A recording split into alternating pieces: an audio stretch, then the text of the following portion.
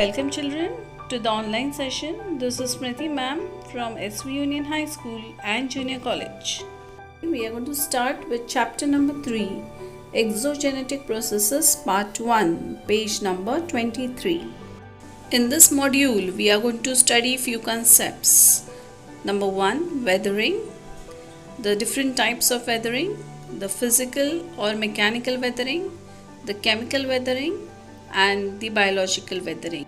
And we are also going to see about the mass movements, that is mass wasting.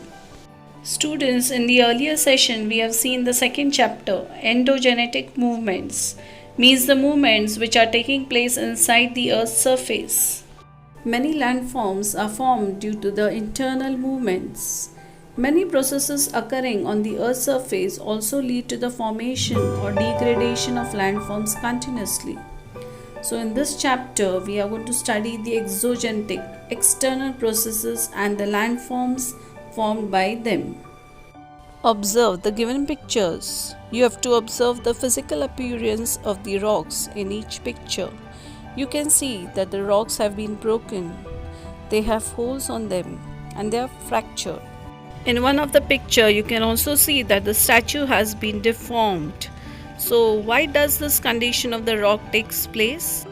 So the condition of the rocks shown in the picture is due to the process known as weathering.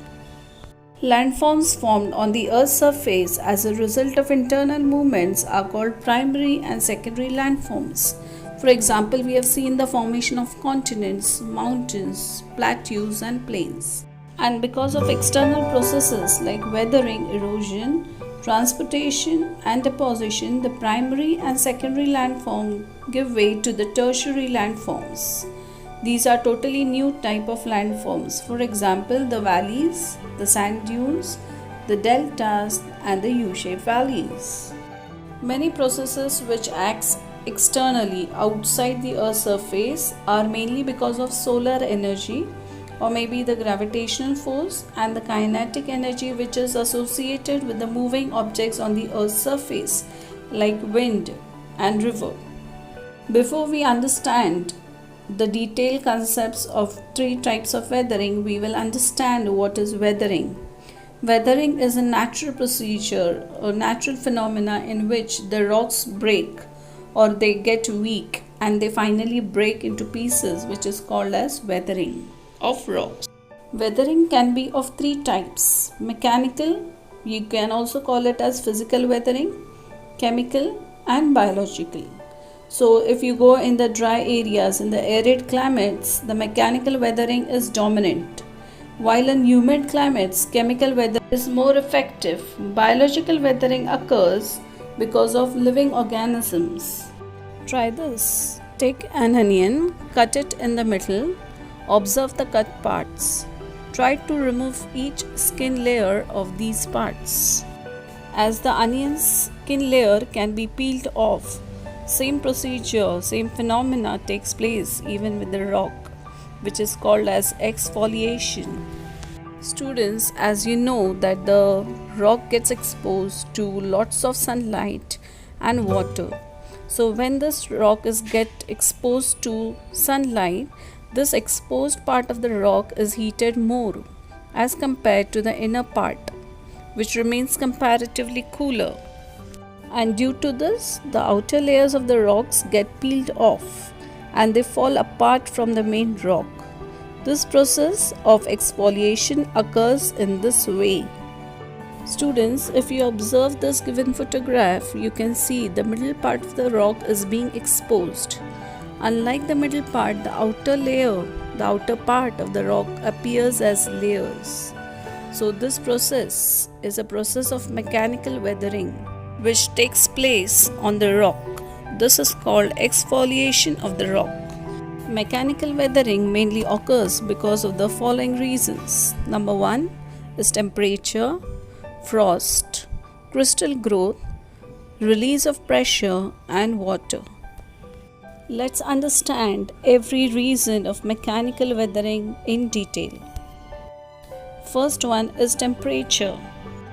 Mechanical weathering due to temperature mainly occurs where the temperature is very high, especially in the hot deserts or in the arid regions.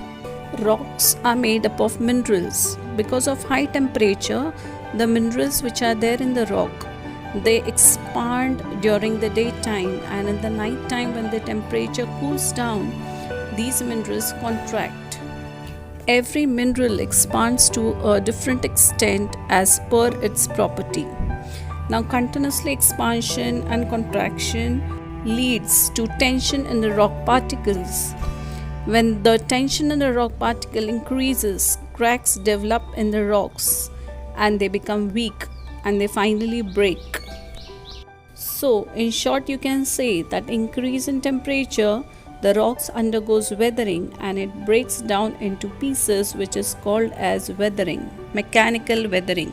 The second reason for mechanical weathering is frost.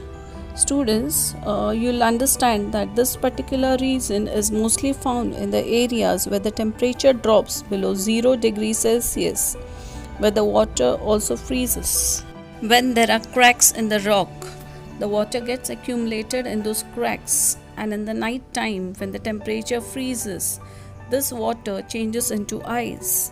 The volume of the water increases when it freezes. As the water changes into ice, the volume or the crack of the rock goes on becoming wider and wider.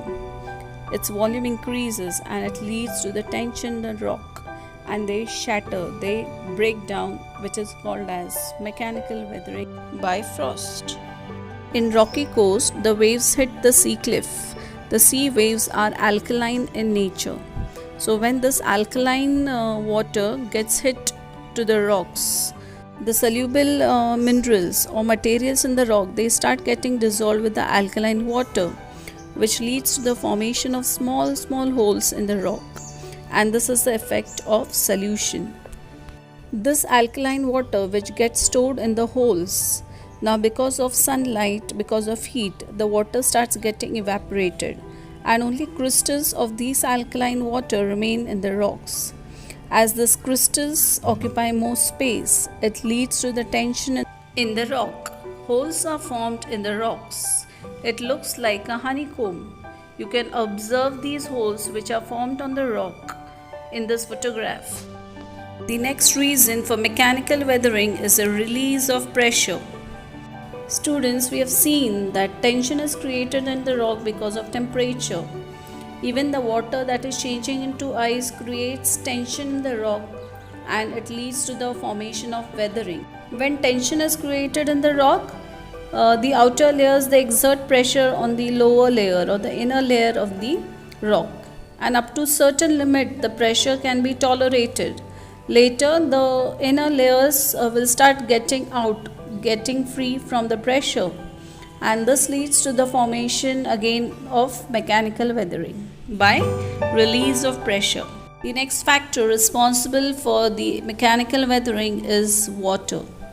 So in the areas which receive more than an average rainfall, the rocks get completely soaked in water because of continuous rainfall, and these rocks are formed due to the pressure on agglomeration of sand particles, as also due to binding provided by mud.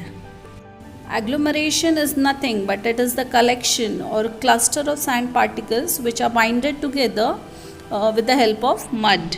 So due to penetration of water or lots of soaking of water, these rocks, the materials which are there on the rocks, they become loose and they get separated from the main rock. And this kind of weathering of rocks is known as granular weathering. Sometimes both temperature and water are responsible for weathering. Let us see how. Difference in temperature causes contraction. Means in the daytime the minerals expand and in the night time they contract, and because of which what happens, the joints get widened up and cracks are developed in the rock, and this leads to the disintegration of the rock. Cracks which are developed in the rock, now the water is getting accumulated in these wide joints and the cracks, and the big blocks of rocks, they separate from each other, which is called as block disintegration. Disintegration means breaking or weakening of the rock. Mechanical weathering leads to exfoliation and shattering of the rocks. So we can conclude that mechanical weathering is more prominent in the areas of high rainfall and in the arid climates. So here we finished with mechanical weathering. In the next session we will do chemical weathering. Thank you.